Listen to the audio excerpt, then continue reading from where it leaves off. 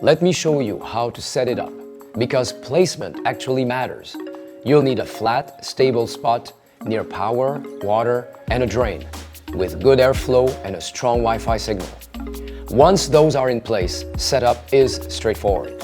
Start by installing the spray nozzle assembly at the front. Secure it with the included screws and snap the cover back on. Then remove the rear cover. Connect the water inlet using the quick connector. Attach the drain hose and briefly turn on the water to check for leaks and proper drainage.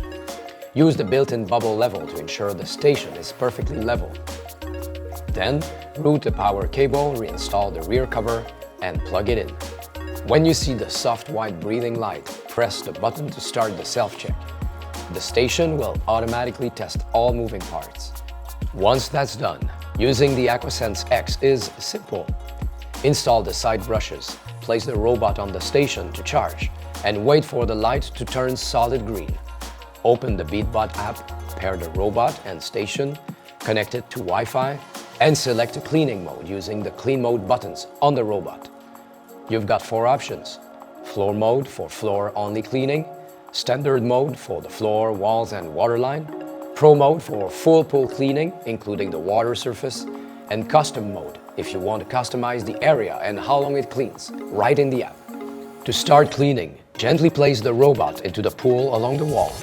It submerges automatically and begins cleaning on its own.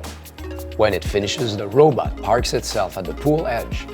Put it back on the station, and the self-cleaning cycle runs automatically, flushing debris, washing the filter, and charging it for the next run. In my testing, I had no problem picking up common pool debris like leaves, dust, pollen, and insects. And because the filter washes itself after every run, suction stays super consistent.